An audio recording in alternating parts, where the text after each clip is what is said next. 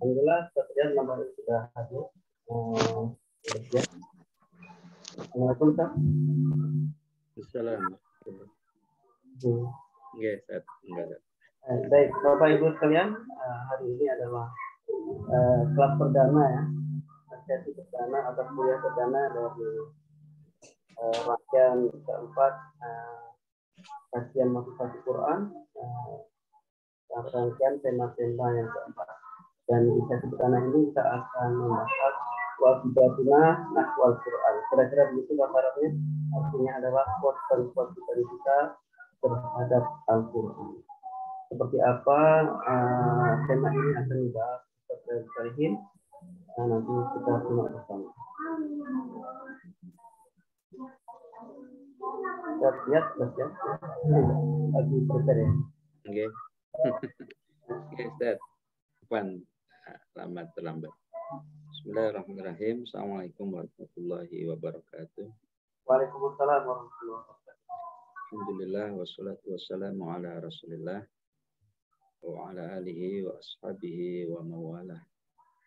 Alhamdulillah, barakallah atas kesabaran kita semua.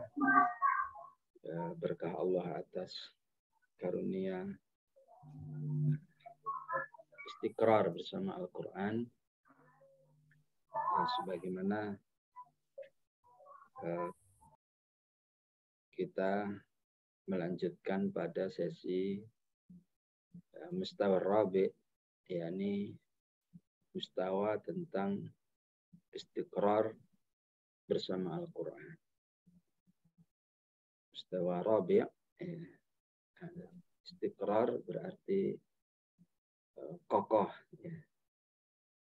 Mustaqarrun fil ard, ya. Kalau gunung disebut dengan mustaqarrun, dan wahyu Allah juga mustaqar. Maka kita di semester yang keempat ini akan mengarah kepada materi-materi yang sifatnya mengistiqrarkan diri kita dengan Al-Quran. Ya, karena dia adalah materi tentang istiqrar, maka sebentar ya.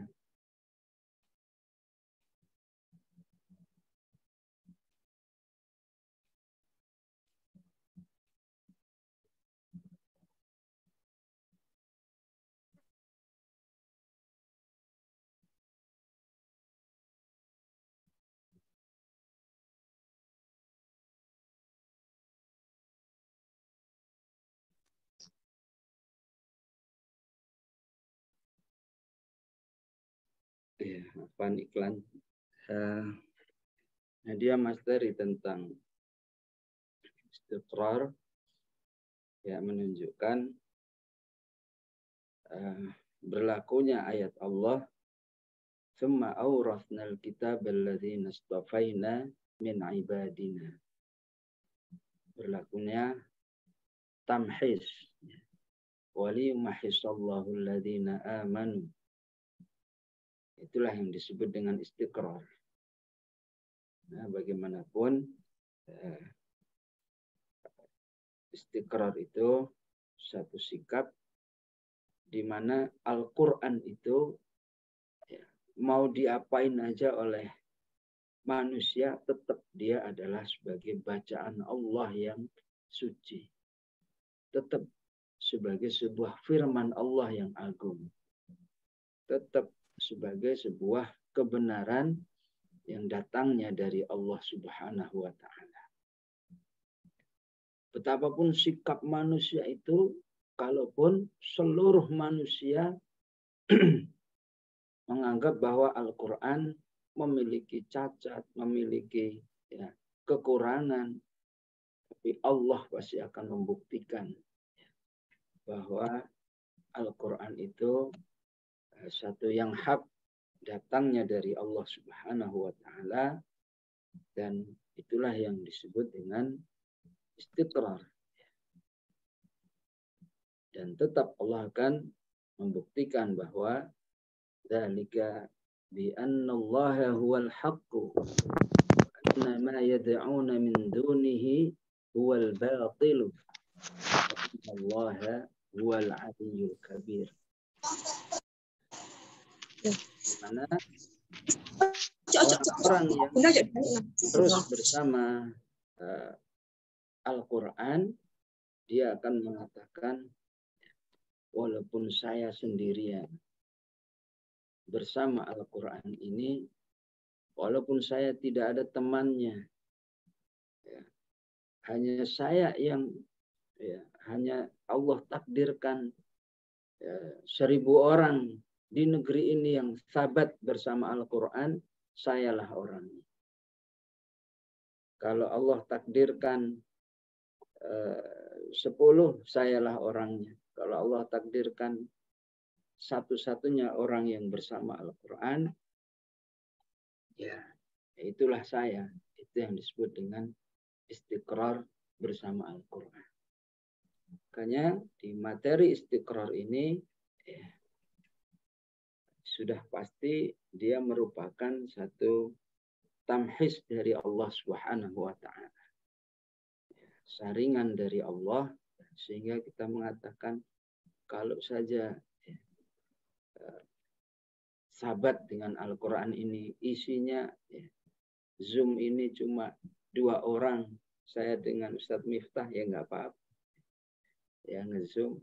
Selama Zoom ini suasananya Qur'ani, disitulah kita ya, sudah tidak peduli lagi ya, apapun perkataan manusia, sudah tidak peduli lagi apapun yang kita alami, enak nggak enak ya, selama dia bersama Al-Quran, maka berlakulah sifat latif terhadap dirinya, sifat latifnya Allah Subhanahu wa Ta'ala. Itulah yang kita inginkan dari kebersamaan dengan Al-Quran. Sehingga ini menjadi fikrah kita pada mustawa rabi' ini, semester yang keempat, jangankan bersama Al-Quran. Bersama dunia juga begitu. Pelatihan ya, apa aja kalau sudah semester selanjutnya, ya, Allah berkurang, ya, kurangi lagi orangnya, kurangi lagi. Nanti bersama ya atau kuliah atau kursus atau tempat-tempat menuntut ilmu tertentu. Apalagi bersama Al-Quran yang tentu sifat tamhisnya langsung dari Allah Subhanahu wa Ta'ala. Di semester yang keempat ini, pertama kita kembali meletakkan pondasi wajibatuna nahwal Quran. Kewajiban kita terhadap wahyu Allah Subhanahu wa Ta'ala. Dan Allah memberikan setiap zaman aslinya ada wahyunya. Dan setiap zaman, setiap umat memiliki kewajiban dengan wahyu tersebut. Apakah wahyu itu langsung disebut dalam kitab tertentu? Ya. Misalnya Zabur, ya. Misalnya Taurat, misalnya Injil.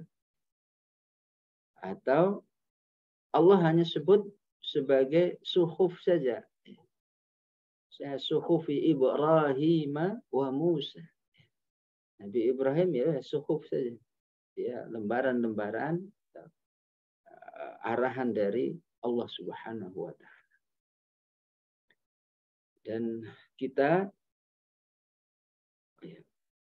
umat yang diberikan kitab yang merupakan nikmat terbesar.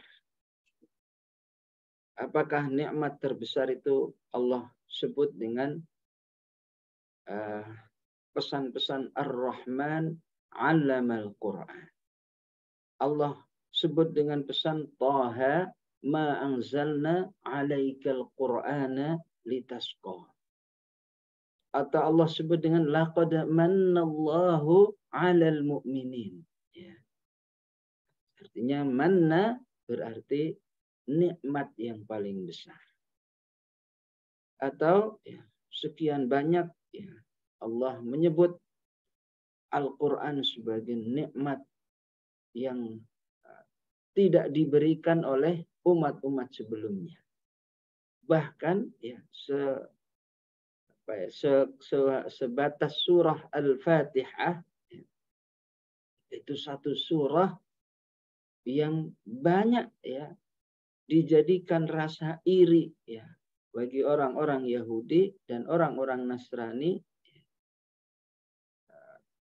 dan satu surah yang tidak diberikan kepada umat atau nabi-nabi sebelumnya, suratul Fatihah. Kalau surah Al-Fatihah saja sudah membuat kita ini bangga sebagai orang beriman, bangga sebagai ya, umat Muhammad. Bagaimana kita diberikan satu kitab yang utuh, ya, Al-Quran yang sedemikian banyak, yang semua ya, ngangeni, ya, semua itu menimbulkan rasa rindu. Ya. Jadi kalau Ustadz Miftah membuat status makin rindu, jangan disuudzoni. Maksudnya adalah rindu dengan setiap huruf dari kalam Allah Subhanahu wa ta'ala. Dan pada hakikatnya rindu dengan Al-Quran bukan rindu dengan hurufnya, bukan rindu dengan keluar biasaan sastranya, ya. Tapi dia aslinya sedang rindu kepada Allah Subhanahu wa ta'ala. Maka marilah mengembalikan taksis kita bahwa wajibatuna nahwal Quran yang pertama adalah al-imanu bihi. Kita mengimani semua kebenaran yang ada di dalam Al-Quran. Yang mengimani hukumnya, yang mengimani pahala-pahalanya, syafaatnya, yang mengimani fungsi-fungsi Al-Quran. Artinya kita iman dengan keyakinan, dengan perbuatan, dengan keteguhan. Sehingga Allah katakan wa anzalna ilaikal kitaba bil haqqi musaddiqan lima baina yadayhi, musaddiqan lima baina yadayhi minal kitabi wa muhaiminan alaihi. Bahwa Al-Quran ini musaddiqan lima baina yadayhi. Ini membenarkan kitab-kitab sebelumnya. Dan kitab-kitab sebelumnya dan menjaganya, ya artinya ketika manusia itu tidak bersama Al-Quran, aslinya manusia itu jadi aneh sendiri. Jadi kalau dia tidak beriman dengan Al-Quran, Allah ingin mengatakan ini makhluk aneh banget. Dia bisa percaya dengan kitab-kitab sebelumnya, baik Yahudi, Nasrani, tapi nggak mau percaya dengan Al-Quran. Dan Al-Quran isinya nggak ada yang bertentangan. Fahkum bainahum bima anzalallah wa la tattabi ahwa'ahum amma ja'aka minal haqq. Ya. Dan itulah ya, firman Allah Subhanahu wa ta'ala bahwa tugas manusia ya, pada akhir zaman ini maksudnya tugas manusia umat Rasulullah Sallallahu Alaihi Wasallam, okelah terbatas dia, ya, terbatas tilawahnya, terbatas hafalannya, terbatas yang lain-lainnya, tapi tidak boleh terbatas keyakinannya dengan Al-Quran. Ya ayyuhalladzina amanu aminu billahi wa rasulihi wal kitabil ladzi nazzala ala rasulih wal kitabil ladzi anzala min qabl wa may yakfur billahi wa malaikatihi wa kutubihi wa rasulihi wal yaumil akhir faqad dhalla dhalalan ba'ida. Di awal ya, Allah cuma menyebutkan aminu billahi wa rasulihi wal kitab ya. Tapi ketika manusia itu tidak mengimani Al-Qur'an, berarti dia tidak mengimani malaikat-malaikat Allah dengan utuh. Tidak mengimani Rasul Allah dengan utuh. Tidak mengimani hari akhirat.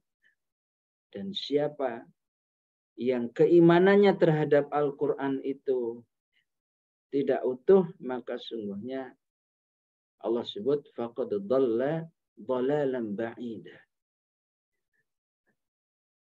Aslinya dhalla itu sudah jauh dari kebenaran. Dhalla itu jauh dari kebenaran. Orang yang tidak beriman dengan Al-Quran disebut ulaika fi dhalalim mubin. Sudah sesat dengan sangat nyata. Tapi Allah tetap mentakkid. Tidak saja dia tidak bersama Allah Subhanahu wa taala, tapi jadi sangat jauh kesesatannya. Faqad dhalla dhalalan ba'idah. Ya, langkah sedih kalau kita jauh dari perjalanan menuju Allah Subhanahu wa taala. Ataukah ayat-ayat yang lain, nazzala 'alaikal kitaba bil haqqi musaddiqan lima baina yadayhi wa anzala at-taurata wal injil min qablu hudal lin-nasi wa anzala al-furqan. Al-furqan yakni Al-Qur'an. Dan ayat-ayat semacam ini banyak terus kita temui ya. Kalau kita tilawah setiap hari, temuin lagi ya. Pola ayat seperti ini.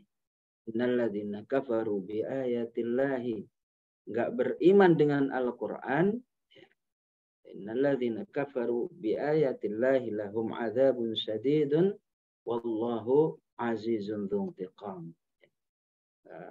Pola ayat-ayat seperti ini sangat sering kita temui, sehingga keimanan kita dengan Al-Quran, kita mengatakan tidak ada satu huruf pun di dalam Al-Quran itu yang batil.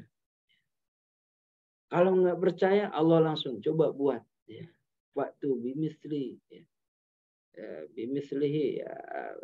Bi'ashri suwarin minkum wada'u syuhada'akum. Ya. Ya. Coba buat semacam Al-Quran itu satu ayat saja, nggak ada yang bisa sampai sekarang ya, belum ada yang bisa membuktikan. Maka keimanan kita dengan Al-Quran terus kan terikatnya ta'aluk kita dengan Allah yang dibuktikan ta'aluknya kita dengan Al-Quran.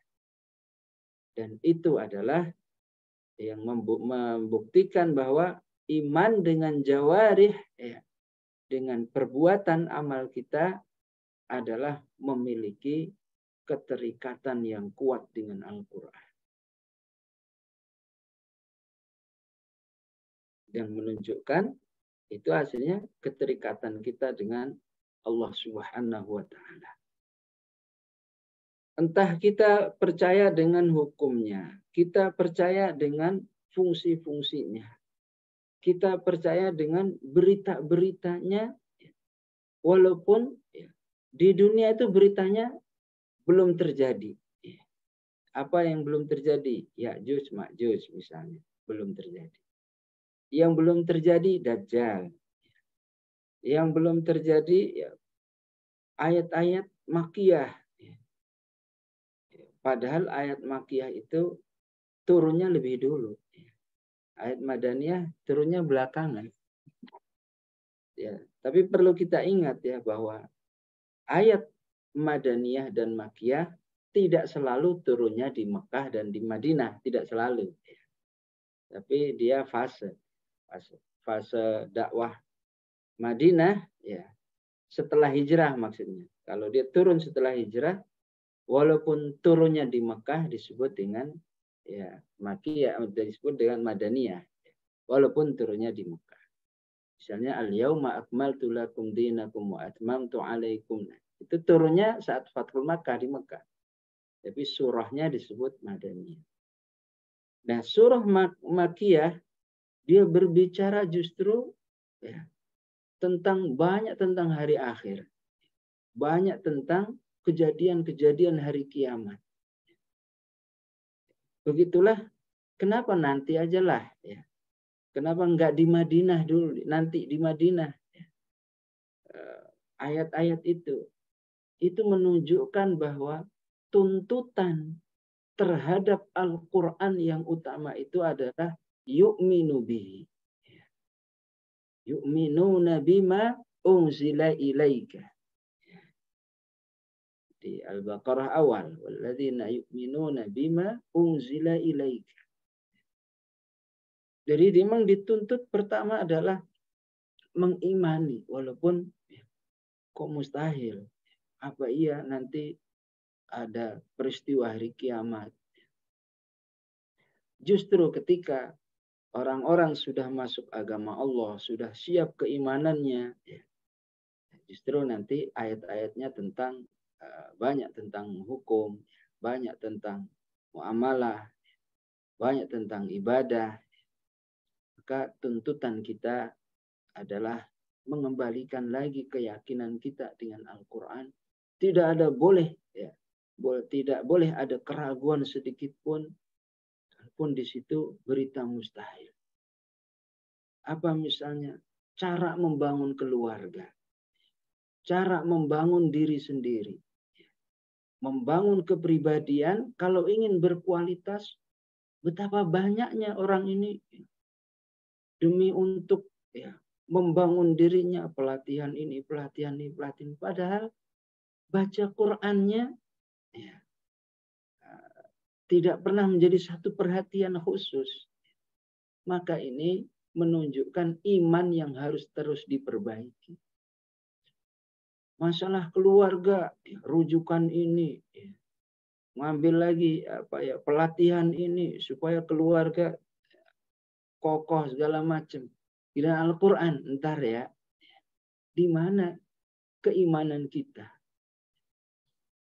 Membangun dakwah, istilahnya map dakwah, map dakwah ya, rambu-rambunya, perjalanannya, sehingga dia lebih percaya, lebih menarik dengan hal-hal yang belum ada jaminan dari Allah Subhanahu wa taala bahwa itu menuju map kemenangan dakwah. Sementara Al-Quran menjelaskan tentang bagaimana pola membina dirinya, membina keluarga. Ketika dia lebih tertarik kepada yang lain, maka ditanyakanlah kepada diri kita, di mana Al-Quran kita letakkan. Termasuk ketika kita membina wajihatul amal. Boleh saja sebuah lembaga itu mengagumi, tentu tidak salah. Kemudian terus dengan pendekatan manajemen kekinian, dengan pendekatan organisasinya, pendekatan segala macam. Tapi kalau pendekatan dengan Al-Quran nanti ukhuwahnya, apa tujuan besarnya, apa fikrah ber-Al-Qurannya, maka di mana keimanan kita dengan Al-Quran? Walaupun Al-Quran mengatakan satu hal yang balillahil amru jami'ah. Balillahil amru jami'ah itu maksud Allah begini. Terserah saya. Mau saya buktikan atau tidak saya buktikan. Kenapa? Balillahil amru jami'ah. Karena ketika semua yang di Al-Quran dibuktikan langsung oleh Allah. maka nggak ada lagi ujian. Semua manusia jadi beriman. Walau sya'allahu lahadan nasa jami'a. Ya. Kalau semua dibuktikan oleh Allah, maka semuanya jadi beriman. Udah nggak usah berjuang. Nggak usah ada RQS. Karena semua dibuktikan oleh Allah. Nah, sebagian dibuktikan oleh Allah di waktu yang kita tidak mengalaminya. Sudah dibuktikan dulu. Sebagian nanti belum. Sebagian dibuktikannya di akhirat. Sebagian berlaku atas diri kita supaya tetap kokoh diri kita keimanannya. Maka yang tidak beriman disebut dengan afaman ya'lamu annama unzila ilaika min rabbikal haqqu kaman huwa a'ma. Hasilnya dia bisa melihat, tapi Allah ya mengatakannya sebagai kehidupan yang buta. Dan ya tentu iman inilah yang menuntut kita memiliki konsekuensi besar dengan Al-Quran. Jadi ya, sebagian bisa jadi Allah buktikan. Misalnya ayat ini justru diawali dengan satu hal yang nggak masuk akal. Kenapa nggak masuk akal? Quran bisa walau anna Qur'anan suyirat bihil jibalu, memindahkan gunung, mustahil. Au qutti'at bihil ardu, membelah bumi, mustahil. Aslinya bisa. Cuma disitulah keimanan yang diinginkan oleh Allah. Percaya enggak? Dan lau anzalna hadzal qur'ana ala jabalin la ra'aitahu khashi'an mutasaddian min khasyatillah. Percaya enggak? Misalnya di balik kamu tilawah wa idza qara'tal qur'ana ja'alna bainaka wa bainal ladzina la yu'minuna bil akhirati hijaban mastura. Percaya enggak? Setelah percaya gitu, disitulah kita memiliki kesiapan ditarbiyah dengan Al-Quran. Itulah cara Al-Quran nanti berfungsi bagi kehidupan orang-orang beriman.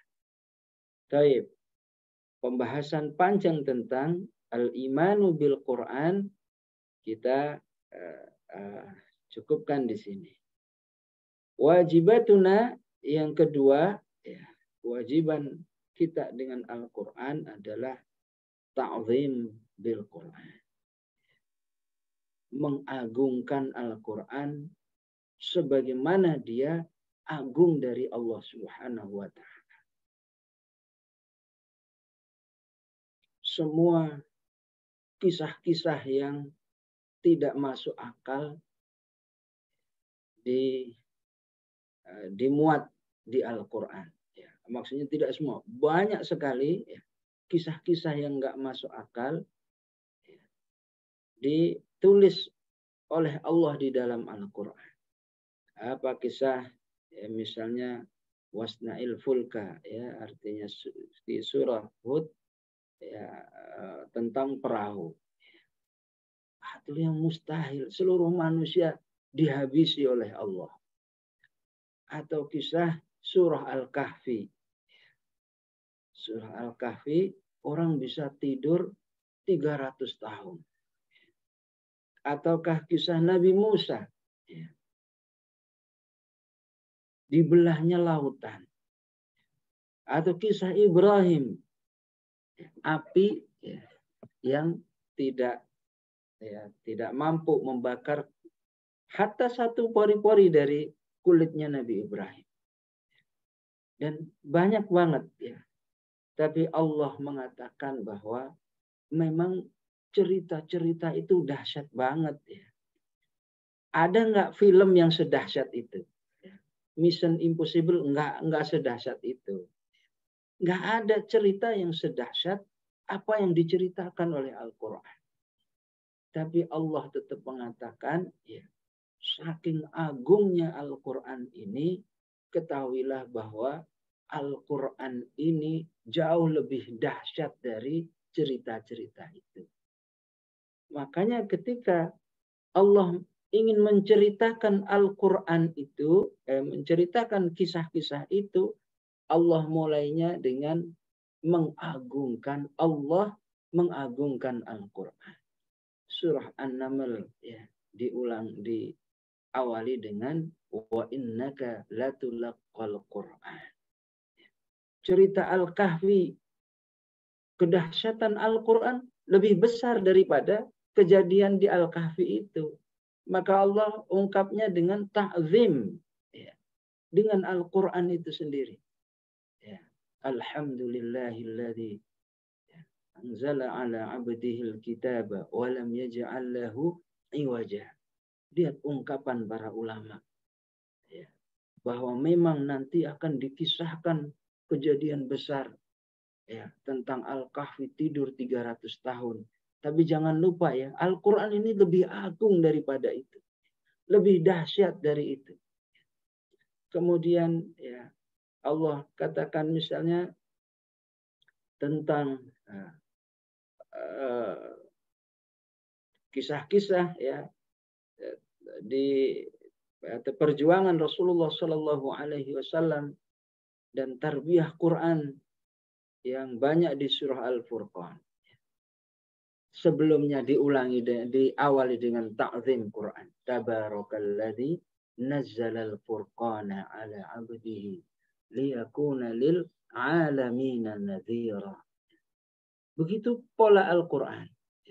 Sehingga ya, memang ya, mengisyaratkan kepada kita ya, di awal Al-Baqarah ada walladzina yu'minuna bima unzila ilaika wa ma unzila min qablika wa bil akhirati hum yuqinun. Di Ali Imran Allah sebut nazzala 'alaikal kitaba bil haqqi musaddiqan lima baina yadayhi wa anzala at-taurata wal injil. Nanti sebelum membahas tentang Ali Imran, tentang Maryam ya. Dan begitu Al-Quran mempola kita bahwa begitulah keagungan Al-Quran itu. Sehingga para mufassirin itu mengatakan, termasuk Ibnu Katsir mengatakan dalam muqaddimah tafsir Quranil Azim, kalau Al-Qurannya aja seagung ini kalam Allah, bagaimana dengan zat Allah Subhanahu wa Ta'ala. Sehingga ya, memang perkara dengan Al-Quran itu perkara yang nggak main-main. Ya. Perkara yang nggak bisa hidup itu sambil lalu aja. Kalau sempat sama Quran, kalau nggak sempat, itu namanya nggak ta'zim dengan Al-Quran. Kewajiban kita dengan Al-Quran ta'zim. Oh ada Al-Quran, sebagaimana ya, ta'zim. Ya. Manusia itu kalau ada orang yang dihormati, gimana ta'zimnya? Ya. Presiden datang ke rumah kita, diada-adain, ya. Dita'zimi, ya. Disapu bersih, ditata, ya. Ada gelas kotor satu, nampang aja nggak boleh. Karena apa? Ada tamu yang harus dita'zimi. Gimana Al-Quran itu, rumusan tentang ta'zim dengan Al-Quran ditulis oleh para ulama dalam kitab-kitab yang banyak banget. Ada ta'alim muta'alim, ada kitab tibyan, ada kitab tentang hifdzut tarbawi, ada kitab dengan qawaid zahabiyah li hifdzil Quran, ditulis ya, ada kitab hadis tentang fadailul Quran. Itu semua kesimpulan dari wajibatuna nahwal Quran. Yang kedua yakni ta'zim dengan urusan Al-Quran. Tentu ta'zimnya bukan sekedar kalau ada Al-Quran tuh ya, itu diletakkan di atas, ya itu bagiannya. Tapi ya, ta'zim dalam kehidupan ini ya, yang akan menghasilkan siapa yang ta'zim dengan Al-Quran, maka Allah akan mengangkat hidupnya. Yang dikatakan oleh Rasulullah sallallahu alaihi wasallam, man saghalahul Qur'ana an dzikri. Siapa yang saking takzimnya dengan Al-Qur'an sampai lupa, dia nggak minta kebutuhannya, sampai lupa dia kalau dia punya kebutuhan yang lain. Maka Allah katakan, a'taituhu afdala ma u'tiyas sa'ilin. Kan kalau begitu dia, atau ungkapan lainnya, sebesar apa takzimmu dengan Al-Quran, sedemikian itulah perhatian Allah akan berlaku atas diri. Kurang lebihnya begitu. Jadi sampai dia lupa bahwa hidupnya ada agenda tertentu, ya. Ada agenda ma'isyah, ada agenda kehidupan manusia pada umumnya. Dia lupa, ya. Dia mintanya lupa kepada Allah. Ya Allah, berikan ini, karena takzimnya dengan Al-Quran. Maka Allah akan berikan pada manusia model begini. Allah berikan lebih baik dari orang yang sibuk meminta, tapi tidak memiliki takzim dengan Al-Quran. Tentu sangat mendebarkan, ya, takzim dengan Al-Quran itu, ya, membuat kita Al-Quran itu nggak mungkin berjauhan lah dari kita. Episode kedua tentang takzim, ya, kita cukupkan di sini. Maksud yang ketiga, wajibatuna ma'al Quran atau wajibatuna nahwal Quran adalah at-ta'amul bihi, adalah berinteraksi langsung dengannya.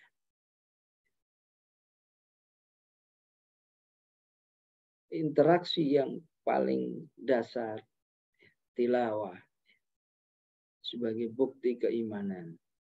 Alladzina atainahumul kitaba yatlunahu haqqa tilawatihi ulaika yu'minuna bih. Saya ingin mengatakan bahwa Al-Quran itu definisinya yang menentukan, ya, bukan para ulama akhir zaman, tapi langsung Allah dan Rasulnya. Ya. Maka salah satu definisi Al-Quran adalah dan bernilai pahala bagi yang mentilawahinya. Salah satu definisi Al-Quran. Jadi itu membantah ungkapan bahwa Al-Quran itu yang penting faham, nggak perlu deh ditilawahi, yang penting tahu artinya, yang penting mengerti maksudnya. Apalah gunanya tilawah kalau nggak ngerti apa-apa. Semua itu dibantah, ya, bahwa tuntutan orang beriman dengan Al-Quran adalah tilawah. Wa an atluwal Quran haqqat yatlunahu haqqa tilawatihi. Ini dibuktikan dengan arahan Allah di dalam Al-Quran itu sendiri, ya. Dengan ayat-ayat wa an atluwal Quran, dengan ayat tadi, ya, yatlu alaihim ayatihi wa yuzakkihim, dengan ayat alladzina atainahumul kitaba yatlunahu haqqa tilawatihi, dengan ayat ya ayyuhal muzammil qumil laila illa qalila nisfahu aw inqus minhu qalila warattilil qur'ana tartila. Coba kalau yang penting mengerti, nggak perlu itu ayat-ayat ini. Sehingga kalau dicari tentu masih sangat banyak, bahwa kewajiban kita terhadap Al-Quran, ya, itu secara ta'amul adalah tilawah. Jadi hak Al-Quran atas diri kita. Sebagaimana kalau kita punya pasangan hidup, ya, dia memiliki hak atas diri kita. Bukankah nggak enak rasanya kalau pasangan hidup seorang istri nggak dinafkahi? Ya. Nggak bisa kan istri makan aja sendiri, cari aja sendiri. Ya. Itu haknya nggak terunaikan. Dan hak Quran, hak kalam Allah atas orang beriman adalah tilawahi saya. Ya. Tidak perlu berpikir, ya, nanti dapat apa kalau tilawah? Enggak. Ya. Tapi tilawah aja dulu. Ya. Walaupun di situ nanti akan ada pahala, akan ada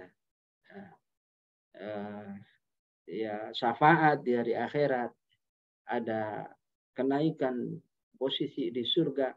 Tapi secara akidah, ya, secara akidah kita katakan bahwa Al-Quran ini memiliki hak atas diri kita untuk ditilawahi. Secara Qurannya sudah ada.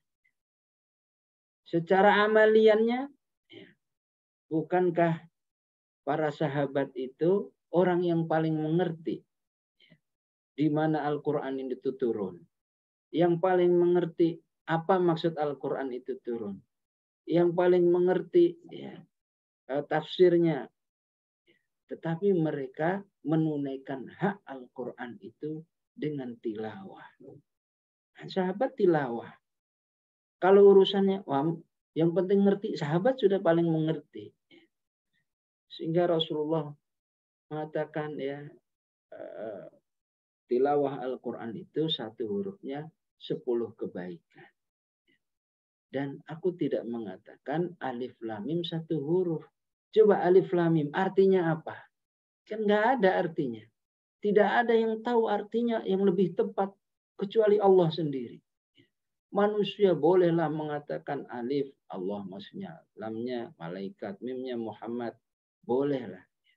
Tapi itu, ya, tidak ada yang lebih mengerti artinya fawatihus suwar kecuali Allah. Maka tetap dinilai ada pahalanya. Walaupun manusia nggak ada yang ngerti, ya, tetap disitulah ada pahala-pahala Allah Subhanahu wa Ta'ala. Dari tilawah ini, ya, para ulama juga sama. Ya. Bahkan muhaddisin semuanya yahfadzuna al-Quran. Kalau urusan tilawah itu yang penting, yang sudah hafal terus nggak kena kewajiban tilawah. Ya. Yang sudah hafalannya mungkin sekelas Imam Syafi'i, ya tetap tilawah. Ya kita katakan, kalau sekelas sahabat, di mana paling tahu Al-Quran turun, letaknya di mana, pada waktu apa, terkait dengan apa, semuanya paham sahabat itu. Mereka tilawah. Tabi'in, ya, yang juga kemudian mewarisi, ya, kondisi itu. Ya. Kalau mau boleh, ya mereka nggak usah tilawah deh. Kita kan, ya, yang penting mengerti tadaburnya. Wong kita nggak pelaku langsung, mereka lebih berhak duluan beralasan itu. Tapi tabi'in tetap tilawah. Ulama Imam Madhab 4, ya, Imam Hanafi, ya, sampai qiyam semalaman 30 juz. Ya. Imam Syafi'i tilawah 30 juz. Ya. Bagaimana dengan kita, ya, yang nggak ngerti, ya, nggak ngerti, tidak mengerti semua ayat, ya. Ya, mungkin sebagian kecil kita tahu asbabun nuzulnya, tapi nggak semua ayat kita paham. Justru yang diinginkan oleh Allah berbalik. Ungkapannya bukan begini, nggak usah tilawah lah. Yang penting kita paham dengan artinya. Dibalik oleh Allah keinginan itu sebenarnya. Kalau yang sudah paham aja tilawah Quran, apalagi antum, yang nggak ngerti bahasa Arab, yang nggak ngerti asbabun nuzul, yang nggak boleh, wah lebih wajib lagi tilawah. Mereka yang sudah mengerti saja tilawah, harusnya begitu cara memahami hak, ya, atau wajibatuna nahwal Quran dari sisi at-ta'amul adalah tilawah. Ya, tentu ini di balik tilawah itu hasanahnya apa? Menjadi pembahasan juga yang sangat panjang. Tilawah membersihkan hati, tilawah komunikasi dengan Allah, tilawah dengan sisi pahala, tilawah dari sisi tarbiyahnya, dari sisi mendidik jiwanya. Semua ya, pembahasan-pembahasan insya Allah sudah kita bahas di semester-semester sebelumnya. Tapi di semester ini kita ingin mengatakan tilawah kita harus sampai pada tingkatan istiqrar. Istiqrar itu sibuk nggak sibuk tetap tilawah. Hatta istiqrar dari sisi tilawah itu dimiliki oleh Ummu Darda Sughra. Dia mengatakan, saya ini kalau lagi malas, sholat duhanya cuma selesai Al-Baqarah. Kalau lagi malas, itu namanya istiqrar dengan Al-Quran. Sementara kita tentang hasanah tilawah, tentang fadail tilawah, itu sudah lewat lah. Tinggal kita pada episode ini adalah tilawah itu kebutuhan kita dengan Allah. Enggak, kita bolehlah buat tulisan di dinding, tulisan di buku catatan kita. Kalau kita tidak mampu tilawah, karena kita malas, karena kita sakit, karena kita sibuk, tentu ya insya Allah itu aman-aman. Tapi jangan-jangan kita nggak bisa tilawah karena Allah nggak mau dengan tilawah kita. Dan inilah yang perlu kita renungi. Sehingga kalau itu yang terjadi, banyaklah beristighfar, minta ampun kepada Allah agar Allah berkenan menerima tilawah. Taib, dan tentu ta'amul banyak ya, ada tilawah, ada tahfidz ya, mulai menghafal, ada tadabbur ya, ada ta'allamah wa 'allamah, ada mengajarkan Al-Qur'an, belajar terus Al-Qur'an, ini ta'amul. Tapi kita ingin selesaikan dari sisi ta'amul ini, dari tilawah pangkalnya, ujungnya adalah tadabbur yang sampai pada tingkatan talahum. Al-Quran ini sudah mendarah daging. Ini nahwatuna, hajatuna nahwal Quran yang ketiga. Di detik-detik terakhir, yang keempat adalah apa kewajiban kita dengan Al-Quran adalah menjadikannya sebagai minhajul hayah. Dia adalah pedoman hidup. Dia adalah satu sistem yang akan membentuk diri kita. Kalau disebut Rasulullah akhlaknya gimana? Karena khuluquhul Quran. Disitulah kita dibentuk. Ya. Apakah dibentuk bagaimana cara bertetangga dengan konsep Al-Quran? Bagaimana cara berkeluarga, konsep Al-Quran? Semangat menuntut ilmu, konsepnya Al-Quran. Semangat berbuat baik terhadap manusia, konsepnya Al-Quran. Sehingga disitulah Al-Quran itu akan menyajikan manusia-manusia unik.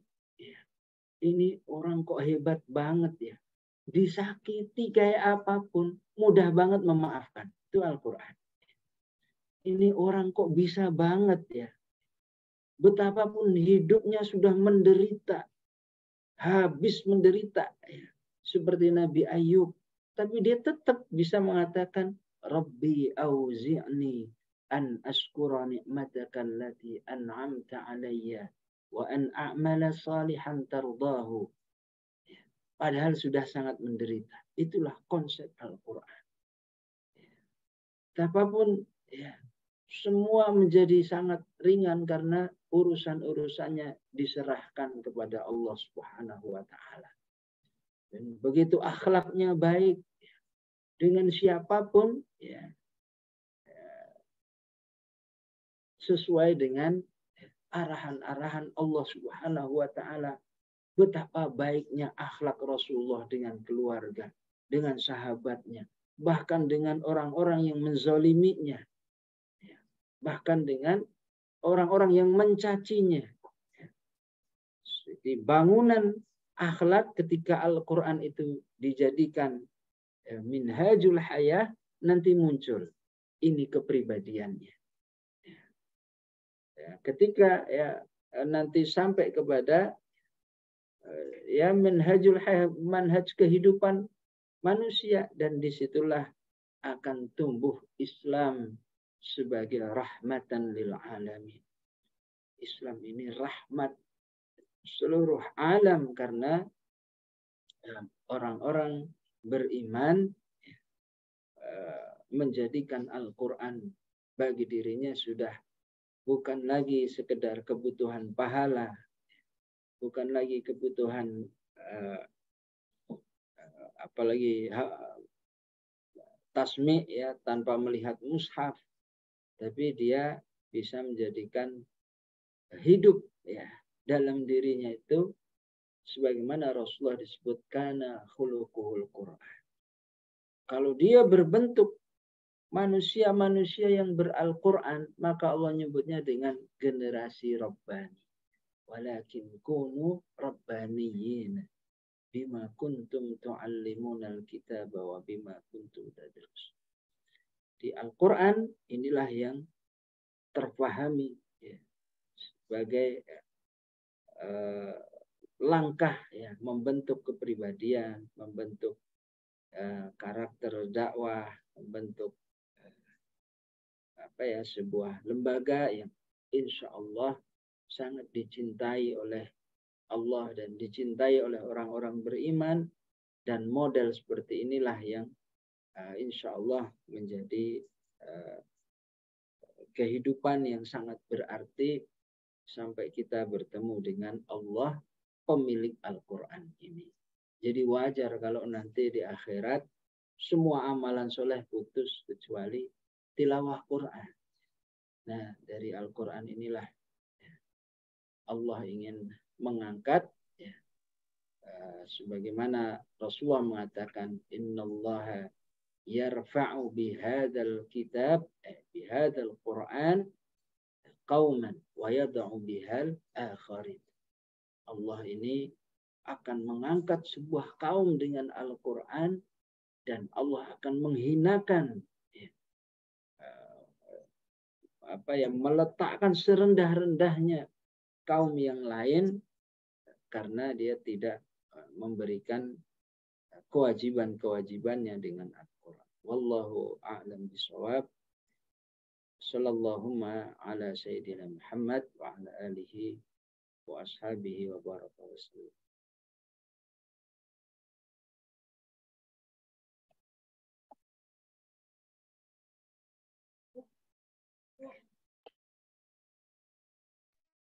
Baik, jazakallah khair katsira Satria Syahid materinya wajibatnya anak Al-Quran, kewajiban kita terhadap Al-Quran ada 4 item besar tadi, ini menjadi pencerahan untuk kita dan menguatkan lagi interaksi kita terhadap Al-Quran dan meningkatkan di masa-masa yang akan datang. Silakan Bapak Ibu sekalian, jika ada yang ingin bertanya secara langsung. Ya, insyaallah. Ya, assalamualaikum warahmatullahi wabarakatuh, Ustaz. Ya, begini Ustaz, kita sebagai keluarga yang disebut sebagai keluarga Robbani berusaha untuk selalu menciptakan kondisi yang kondusif untuk dapat selalu memurojaah hafalan saya gitu Ustadz. Tapi bagaimana akhlak yang tadi Ustadz sampaikan itu, akhlak Quran itu, manakala kita dihadapkan dengan kondisi misalnya, memang kalau di apa namanya, mohon maaf Ustadz, kalau di apa namanya di masjid itu kondisif sekali Ustadz. Kalau kita mau tilawah, kalau kita mau murojaah enak sekali gitu di apa namanya di masjid. Tapi beda sekali kalau di rumah, pasti agak sibuk dengan urusan nyapu apa atau yang lainnya lah.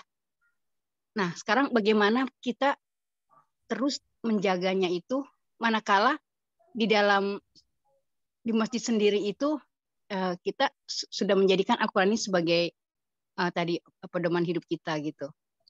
Terus kemudian di situ ada beberapa jamaah juga yang dia selalunya menafsirkan terus Al-Qur'an terus, tapi dia bukan ahli tafsir sebenarnya, cuma kayak tematik aja Ustadz, baca nanti terus baca, misalnya baca ini artinya ini, udah gitu aja Ustadz.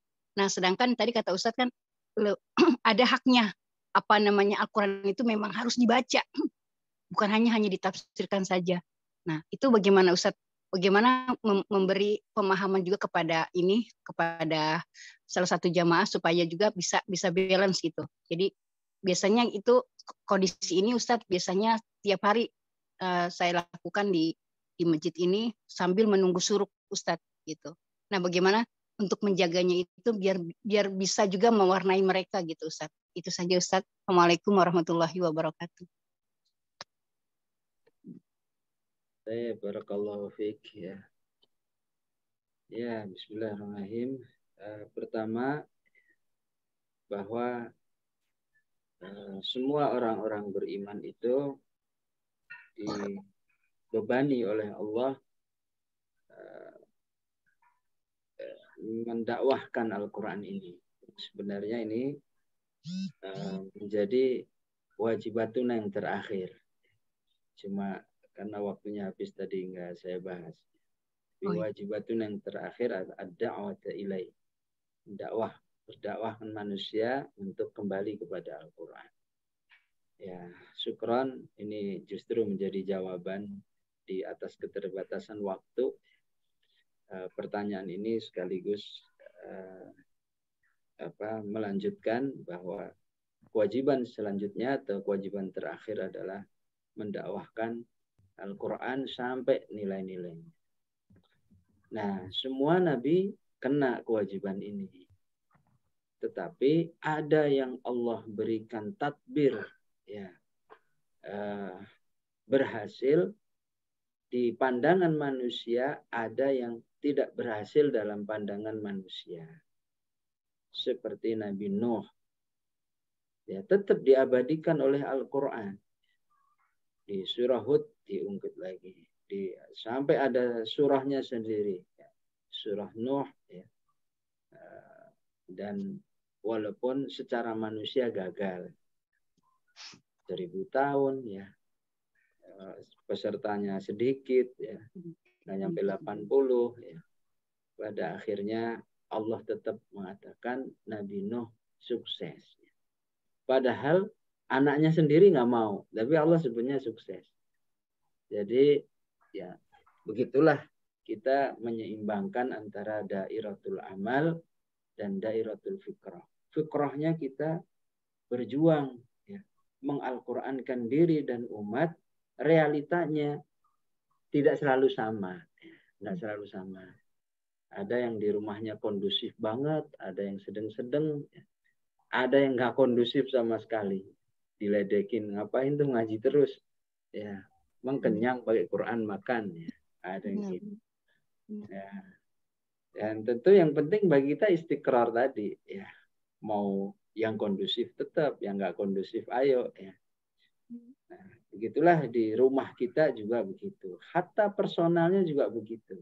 Anaknya 5. Yang pertama kondusif. Yang kedua tengah-tengah. Yang ketiga kondusif lagi. Yang keempat boro-boro mau ngaji. Ya. Buka mushaf aja, kalau sudah buka mushaf tidur. Selain buka mushaf nggak tidur. Tapi begitu mushaf yang dibuka tidur dia. Nggak kondusif. Ya. Tapi kita ya, tetap prosedural dengan akhlak, dengan segala macam. Untuk belum nunggu. Ya. Kalaupun ya itulah fikrah yang berada di dalam kita sehingga kita tidak kecewa dengan diri kita. Ya, kecewa dengan diri kita selama kita masih kalau kondusif semua ya, kita kokoh, nah itu nggak istiqrar namanya. Adanya istiqrar itu kan kalau nggak kondusif juga kokoh. Gitu. Jadi disebut mustaqarrun fil ardi ya. Nah, itu betapapun ya orang itu mau mindahin gunung kayak apapun nggak bisa kan. Ayat Al-Quran juga disebut mustaqar ya. Ya. Jadi hatta ya Rasulullah Shallallahu Alaihi Wasallam juga ya saat-saat tertentu diuji dengan keluarga ya. Ada pernah mengalami menantu yang belum ya bahkan belum masuk Islam pernah juga ya. Enggak hanya Rasulullah diuji dengan bab itu. Rasulullah diuji dengan tidak memiliki putra langsung yang hidup ya. Terlepas dari itu rekayasa Allah ya, semua sudah keinginan Allah Subhanahu wa taala ya. Tapi tetap ya sebagai manusia biasa ya pengennya ada anak laki-laki segala macam. Apakah Ali Imran pengennya laki-laki ya, yang numbuh Maryam akhwat ya. Jadi gitu satu hal yang umum terjadi. Pasti ada satu hal. Kemudian ketika ada satu kegiatan Qur'ani, walaupun wajibatuna yang paling pondasi adalah at-tilawah, tapi kita tetap menghargai, ya. Bukan berarti yang lain delete dulu nih, enggak juga. Ketika di situ sudah ada, ya, baca Quran, artikan baca Quran, ya tetap tidak untuk mendelete itu.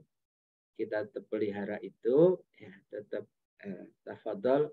Yang penting tidak dengan pemahaman yang menyelisihi Al-Quran itu sendiri, ya, maka kita terima itu sebagai sebuah nasihat yang baik-baik saja, karena itu sebagai sebuah tahapan dari Qur'aniyatul hayah kita. Sebagaimana kita pahami, ya, kan masih banyak catatan-catatan, hatta siapapun lah, apa catatan diri saya, catatan para ya pelaku pendakwah Al-Quran. Ini gimana ngajarin Quran? Ya. 5 juz aja nggak mungkin. Lah kalau nunggu mungkin nggak ada pembelajaran Al-Quran. Kadang-kadang kita melihat sekali lagi tidak untuk dimaklumi sepenuhnya, tapi ini untuk difahami. Ini sedang sebuah proses.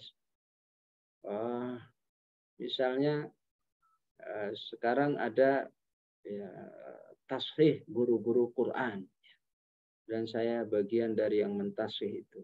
Sudah sekian guru-guru Quran di sekolah-sekolah ya, ada sekitar ya mungkin sudah hampir 10 ribuan lah ya, 10 ribu orang. Itu bacaannya ya masih harus banyak dibetulkan. Kan kita tidak mengatakan, waduh bacaannya masih parah, ntar dulu deh, jangan ngajar Quran dulu, ya enggak. Ya sudah, itu yang ada, itu yang tersedia untuk umat, jalani. Nanti Allah akan antarkan. Cicil terus. Gitu. Cicil terus ya. Apalagi dengan akhlaknya. Ya, mungkin ada sisi tertentu akhlaknya enggak ideal. Ya. Telat gitu ya kalau ngajar. Guru Quran telat itu aib ya. Kalau guru yang lain telat tuh nggak disorotin. Nah, guru Quran yang disorotin. Suka telat, suka kadang nggak rapi bajunya. Ya. Tapi itu tidak untuk menghentikan. Tapi kita apa yang ada ini dijalani dan sambil kita poles-poles terus. Sebagaimana interaksinya. Jangan ngafal, bacaannya aja belum bagus. Kalau itu yang mendominasi, nggak akan ngafal dia seumur hidup. Ya udah, akhirnya nggak ngafal-ngafal. Yang ada, lakukan aja menghafal itu. Semampunya terus, sambil nanti ketemu. Hafalnya terus merambat, lisannya akan menjadi lisan yang lentur ya. Nanti lama-lama indah ketemu. pada hafalan yang ke-5 juz, ya, dia akan ketemu itu. Demikian itu yang semestinya kita lakukan. Jadi tidak pula ya qawaid-qawaid yang disampaikan di dalam taujih atau tataran ilmu ya, itu nanti pada tataran amal ya, tidak sekaku ya, harus begini ya, harus tahsin dulu yang benar baru ngafal, yang enggak sekaku itu. Walaupun urutannya kalau dipelajari pasti begitu, urutan kemampuan menghafal, 1 ya, tahsin yang bagus, 2 ya, tapi enggak akan seplek kayak gitu ya. Nanti tetap dia sembari menghafal, nanti akan tertata sendiri lisan. Dakwahnya juga begitu, ta'amulnya begitu. Dan insya Allah barakallah atas kesabarannya yang diberikan dan karunia Allah ya, bahwa Ibu tadi ya bisa Allah tunjuk sebagai penyampai kalam Allah Subhanahu wa ta'ala. Ustadz, monggo Ustadz, kalau ada satu lagi, kalau enggak ada ya kita ada 2 saya baca sekaligus ya. Yang pertama tanya tentang Bu Gina ini porsi antara bagi para penghafal, porsi antara murojaah dengan tilawah itu bagaimana yang ideal porsinya itu. Nah, ini kita dilema ini, tilawah atau murojaah, tilawah murojaah. Nah, kemudian yang kedua dari Bu Dahlia itu tentang kisah-kisah Israiliyat, bagaimana kita mensikapi kisah Israiliyat sementara di Al-Quran tidak ada secara mendetail gitu. Kemudian yang spesifik kisah Israiliyat tentang peristiwa yang akan datang gitu. Bagaimana kita menyiapkan diri terkait terpenting yang Allah titipkan pada kisah tersebut tentang yang akan datang. Saya itu lihat. Saya coba agak ringkas ya. Bismillah, semoga Allah membimbing saya. Bagaimana ini interaksi yang ideal? Saya ingin mengatakan bahwa ini tidak bisa dibakukan. Artinya kalau saya menyampaikan sebuah opsi tentang ideal sebuah interaksi, silahkan diterima, silahkan tidak. Artinya ini tidak bisa baku. Setiap manusia memiliki kecenderungan sendiri atau kecocokan sendiri terkait dengan pola ta'amul ma'al Quran begini. Ya, katakan ada orang yang menghafal ya, senangnya setor buang. Pokoknya ngafal dulu. Tujuannya bukan ngafal sebenarnya. Ingin melisannya itu lisannya agar luntur, terampil gitu. Udah boleh setor buang dulu. Dalam dirinya saya sebenarnya nggak ngafal, walaupun setoran. Karena setor buang itu ya nanti paling yang ingat sedikit banget ya. Nah, apalagi kita manusia akhir zaman ya, bukan keturunan Imam Syafi'i. Kecuali yang abinya namanya Syafi'i. Atau kakeknya.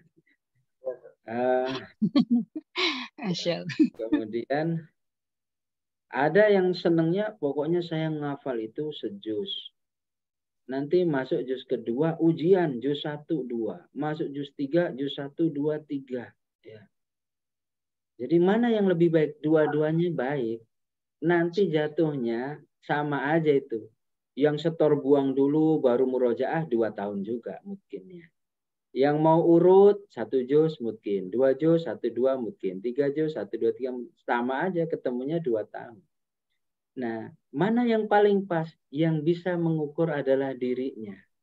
Ketika kita menjadi orang yang saya siap bertanggung jawab untuk murojaah, ambil langkah yang pertama boleh. Tapi kalau mengukur dirinya, wah saya nggak siap tuh murojaah ntar tuh, berat banget. Ambil langkah yang kedua. Jadi nggak sama itu semua. Nah, mana yang mensamakan kalau kita sudah terlibat dalam sebuah lembaga. Peraturan lembaga itulah yang lebih harus kita hormati. Ya. Kecuali lembaganya tasamuh, ya, memberikan pilihan. Kalau lembaganya nggak berikan pilihan, kita harus mengatakan bahwa ya, mengikuti lembaga yang Allah anugerahkan kepada kita, insya Allah lebih barokah. Kita pengennya model ini, lembaganya begini, ikuti. Itu insya Allah lebih barokah. Karena bayangkan kita kalau nggak ada lembaga, yang bisa sendirian. Ya. Itu di antara tanda syukur kita ada lembaga yang dirizkikan oleh Allah Subhanahu wa Ta'ala. Nah, sehingga bagaimana proses porsi terbaik tilawah dan murojaah? Ya. Kalau yang dijadikan acuan adalah saya, ya saya memang mengambil jalan tengah. Ya. Ambil jalan tengah itu kalau setor buang banget juga nggak terlalu siap murojaahnya, tapi kalau mungkin 1, 2, 3 mungkin terus, saya juga nggak sabar terlalu lama. Ya. Akhirnya ngambil jalan tengah. 15 awal mutkinin 1, 2, 3. Nah 15 yang kedua ya, setor buang dulu baru dimutkinin. Ya boleh saja begitu. Gimana ya? Nah proses tilawahnya, murojaahnya ya nanti 15 juz sehari. Selama setahun, insya Allah cukup itu. Setelah itu kita enak, mana tilawah itu ya murojaah itu ya tilawah, udah jadi satu itu enak. Ya. Gimana kalau masih terbedakan nih tilawah dan murojaah ya, bisa dipola dengan setengah waktu. Ya. Subuh sampai maghrib waktu tilawah, maghrib sampai subuh murojaah, begitu boleh. Bisa dipola dengan pekanan, Senin sampai Jumat ya. Udah pokoknya Senin sampai Jumat yaumul murojaah, ayyamul murojaah. Isinya murojaah semua. Tilawahnya ditutup ya, Jumat ya. Mulai dari ba'da Jumat atau mulai Jumat subuh itu sampai Ahad maghrib itu digunakan untuk tilawah. Nutup tuh hari-hari sama juga. Bisa kalau sudah agak kuat, ya murojaahnya dikhususkan dalam sholat sunnah. Ya. Tilawah, ya nanti misalnya murojaah 2 jam saja pagi. Ya. Pada subuh 2 jam murojaah. Ya. Murojaah inilah yang akan saya gunakan untuk sholat sunnah seharian ini. Ya, dari qobliyah, ba'diyah sampai qiyamul lail. Dan murojaah terbaik di dalam sholat. Boleh juga dengan seharian tuh ya murojaah ya nanti digunakan untuk qiyamul lail. Dan nanti sebaik-baik murojaah ada di qiyam. Ya. Insya Allah lebih kuat ya, asarnya ya di malam hari. Pagi tilawah sejuz aja cukup. Ya. Sejuz aja tilawah cukup. Setelah itu murojaah yang akan digunakan untuk qiyamul lail, urut gitu. Insya Allah itu endingnya sama. Yang saya khawatirkan ya, ketika kita kepikiran begitu, kepikiran doang. Aslinya itu tazyin syaitan. Saat tilawah kepikiran murojaah. Saat murojaah kepikiran tilawah. Saat tilawah kepikiran kapan nambah hafalan. Nah kalau sudah kepikiran segera ditata. Karena kepikiran itu bisa jadi tazyin syaitan.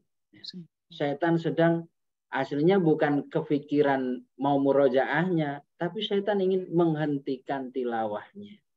Pas murojaah sebenarnya bukan pengen tilawah, tapi syaitan ingin menghentikan murojaahnya. Nah itu yang dikhawatirkan, sehingga harus definitif tata itu ditata. Baik, kemudian terkait dengan Israiliyat, panduannya adalah kalau Israiliyat itu dibenarkan oleh Rasulullah, maka kita harus percaya sepenuhnya. Mana Israiliyat yang dibenarkan? Misalnya 3 orang yang terjebak dalam gua, yang gitu-gitu ya, dibenarkan oleh hadis Rasulullah SAW, terima sepenuhnya. Kalau dia bertentangan, ya, kalau dia bertentangan dengan kisah-kisah yang disahihkan oleh Rasulullah dan Al-Quran, maka kita harus menolak. Tolak cerita itu. Dan di kalangan orang Yahudi banyak banget Israiliyat. Ya. Dibuat-buat oleh mereka. Ya. Ini cerita zaman dulu begini-begini. Ya. Padahal itu bertentangan. Maka kaum muslimin ya, menolak Israiliyat itu. Gimana kalau ya, tidak dibenarkan, ya, tapi juga nggak bertentangan. Ya. Maka kita sifatnya netral aja. Tidak perlu menjadi acuan, tapi juga tidak boleh. Ya itu kisah yang biasa-biasa saja untuk kita. Itu sehingga di hadis sudah cukup banyak ya kisah-kisah Israiliyat yang dibenarkan oleh hadis, dan ini harus dikupas satu-satu ya, nggak bisa di satu waktu seperti ini. Baik, bagaimana menyikapi yang belum terjadi akhir zaman? Kalau kita ambil ibrahnya, kenapa? Siapalah sahabat yang paling mengerti tentang berita akhir zaman? Coba hadis-hadis tentang akhir zaman.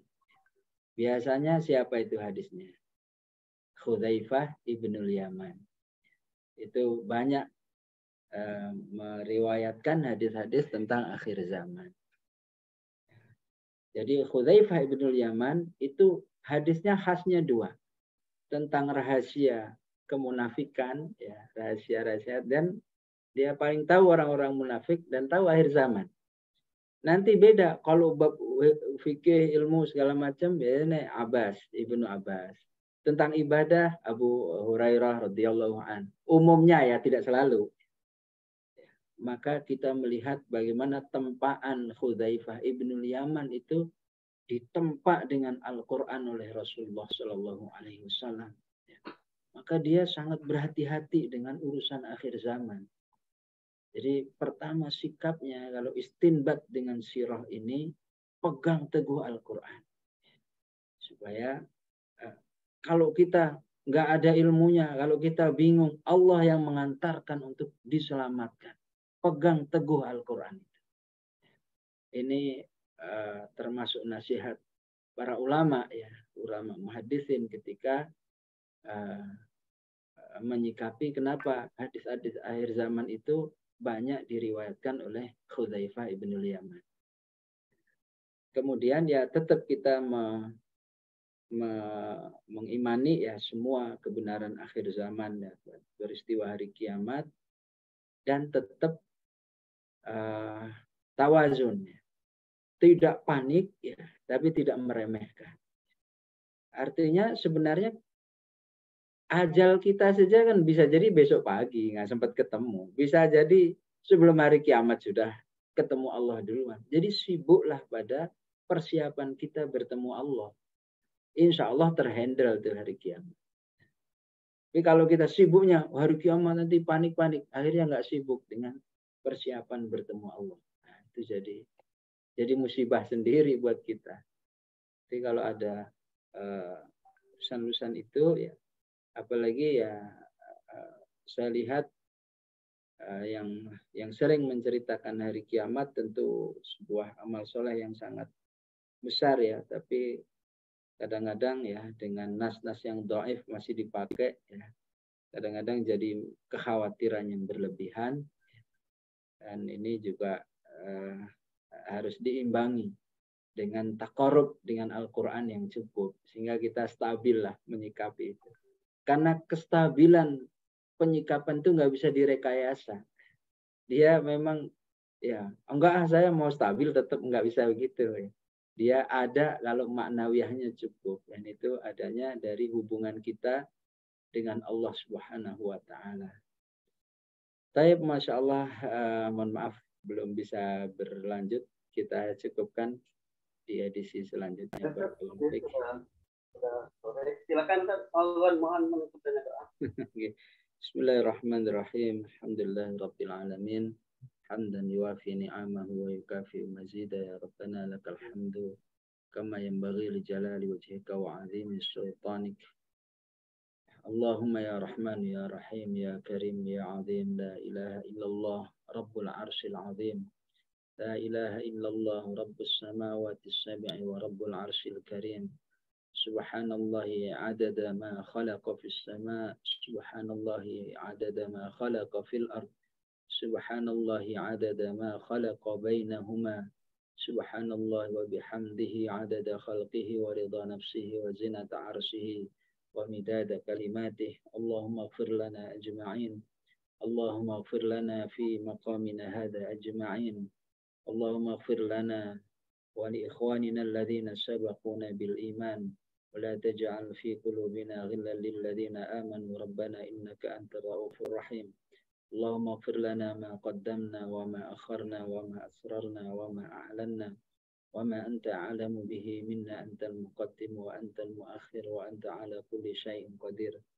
اللهم يا ذا الجلال والإكرام لا تدع لنا ذنبا إلا غفرته ولا هما إلا فرجته ولا دينا إلا قضيته ولا مريضا إلا شفيته ولا حاجة من حوائج الدنيا والآخرة إلا قضيتها. ربنا ظلمنا أنفسنا وإن لم تغفر لنا وترحمنا لنكونن من الخاسرين.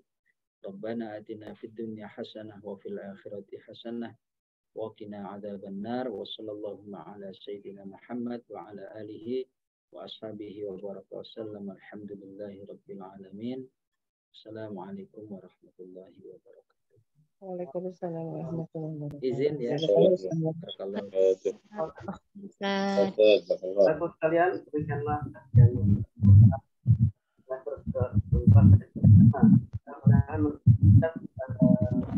baterai rupiah kita ya. Sayang sekali kalau acara seperti ini dan nggak ada ya, kayak kita positif sekali ya, baik dan bermanfaat buat dan rupiah kita dan Al-Quran dan juga kalau kita jumpa lagi pada berana akhiri dengan doa kaum teman-teman